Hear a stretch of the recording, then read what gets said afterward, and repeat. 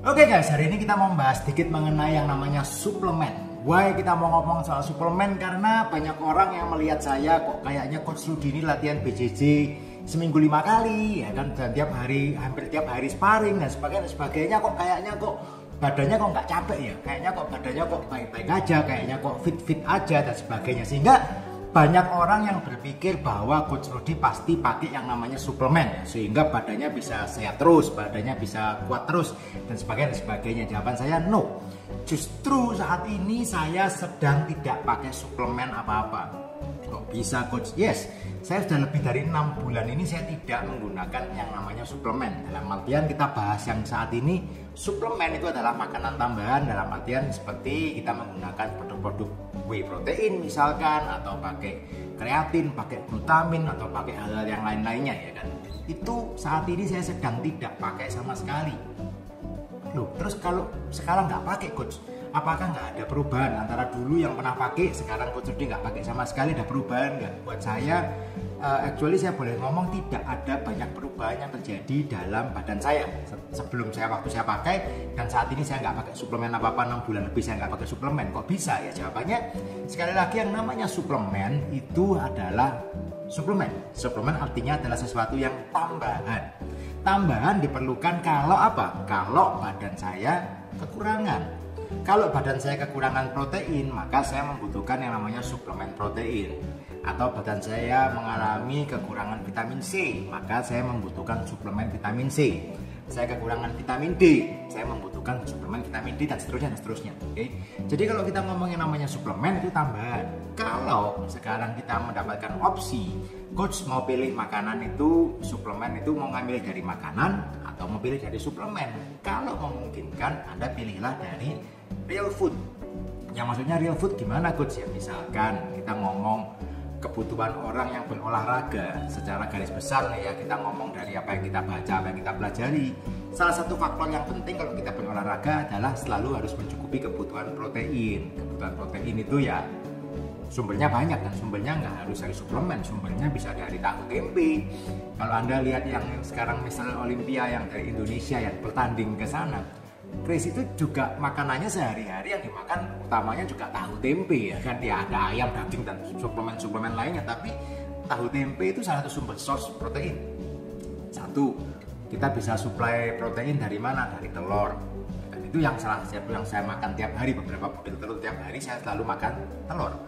Ayam, daging, dan sebagainya, ikan, dan yang lain-lain. Banyak sekali sumber-sumber protein. Di luar kita harus menggunakan yang namanya suplemen protein.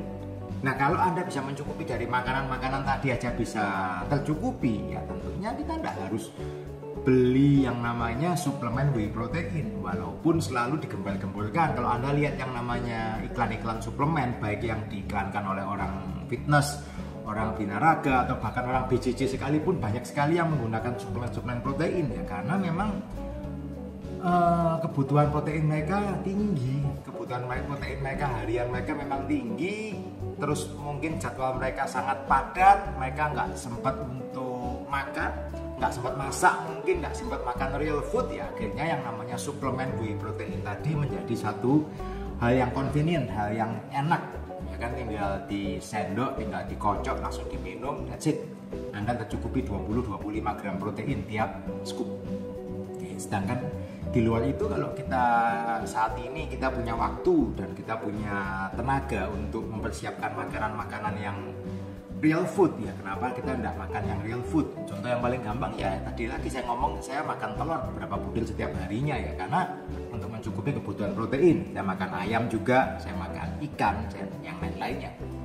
Kalau kita ngomong hitung-hitungan kebutuhan protein sehari itu berapa sih Coach? Ya antara 1,5 sampai 2 gram dikalikan berat badan. Jadi kalau berat badannya berapa? Seperti saya berat badan 60 kilo, kalau saya butuh untuk maintenance ya sekitar 1,5 dikali 60 kilo, berarti sekitar 90 gram protein. Nah itu dapatnya dari mana? Let's say kita ngomong telur tadi, kalau kita ngomong telur ini 3 butir ya sekitar 3 butir telur sekitar 20 gram protein, ya Anda kaliin aja. Ayam 100 gram itu sekitar 20 gram protein. Daging sekitar 100 gram sekitar 20 gram protein. Jadi Anda hitung sendiri, itu kebutuhan sehari. Ya kan, jadi Anda bagi dalam berapa kali porsi makan. Kalau kurang ya Anda bisa tambahkan protein.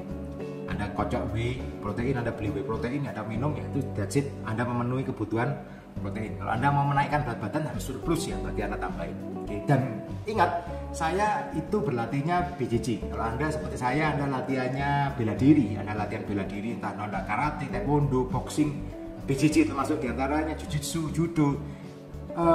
Kalau Anda bukan orang yang kepingin menaikkan berat badan terus menerus, ya Anda harus mengatur juga pola makan Anda. Kalau Anda surplus terus menerus, ya akhirnya berat badan Anda akan naik, ya kan? Berat badan naik kalau untuk orang fitness, orang binaraga, berat badannya naik ya mereka happy karena badannya jadi makin besar. Tetapi kalau Anda yang bertanding, mungkin Anda atlet, Anda bertanding di kelas berat tertentu, ya tentunya kan Anda nggak kepingin Anda overweight.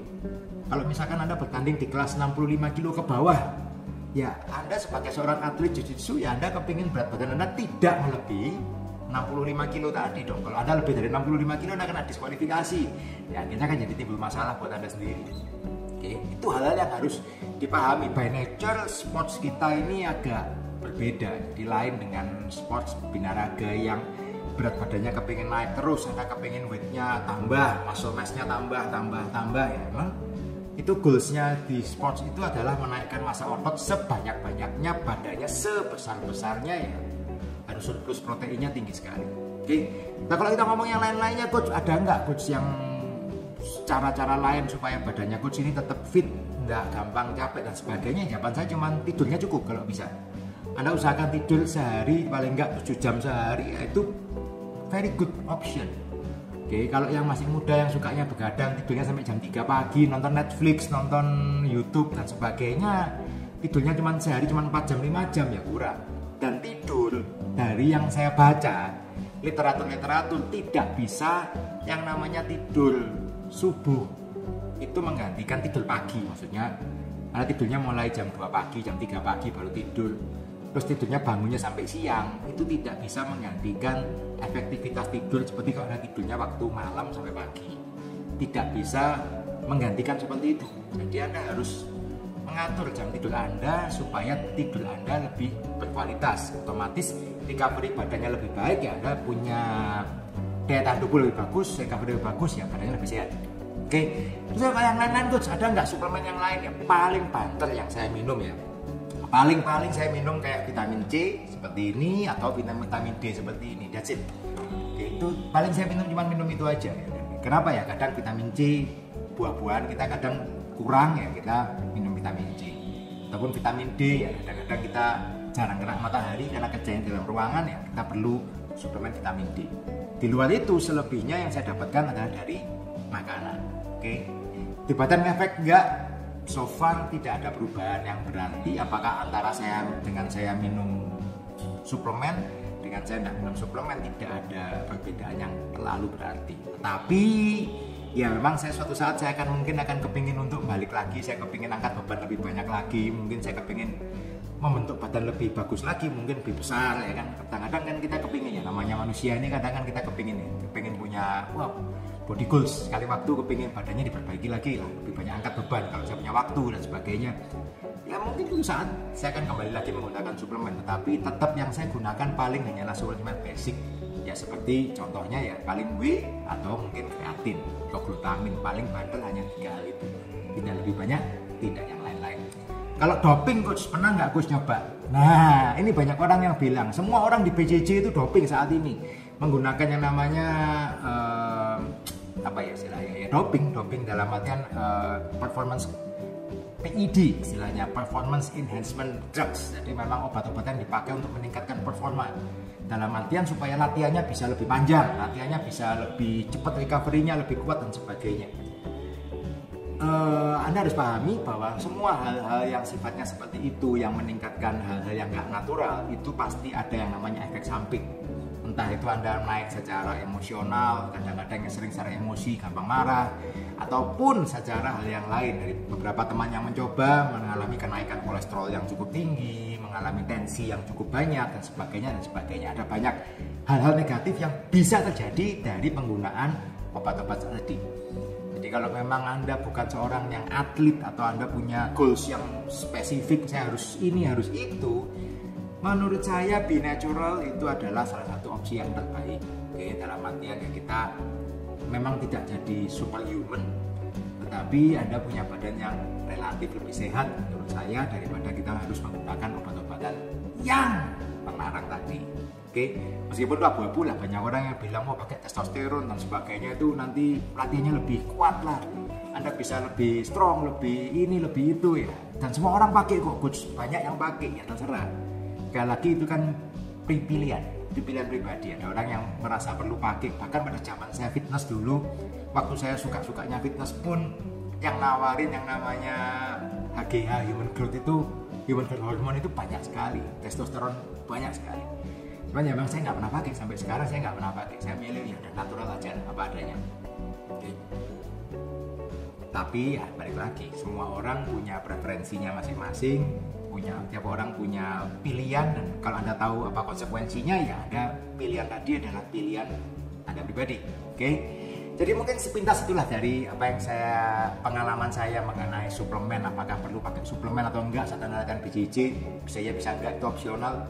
Suplemen yang penting-penting ya paling protein, ya kan, untuk Anda recovery. Kemudian yang selebihnya ya Anda makanan Anda sehari-hari. Oke. Kalau tanya coach, yang penting apa Bu? Kalau saya sebelum latihan saya biasanya makan pisang. Pisang ini very good option kalau Anda sebelum latihan, itu karbohidrat, itu membantu badan Anda tidak gampang lemes, Anda punya cukup energi untuk Anda pakai latihan sehari-hari. Oke. Selebihnya itu aja, protein, telur, ayam, daging aja. Oke. Ya, itulah. Itu yang saya pakai saat ini. Semoga bisa membantu. Kalau ada pertanyaan perlu nggak pakai suplemen yang aneh-aneh atau pakai suplemen yang ya A, B, C, menurut saya itu pilihan, bisa ya bisa enggak, terserah Anda. Dan dananya ada keperluannya ya Anda pakai. Kalau enggak, pakai yang normal-normal, natural dari makanan Anda sehari-hari, seharusnya sudah cukup. Oke guys, keep on training and see you on the mat. Terus.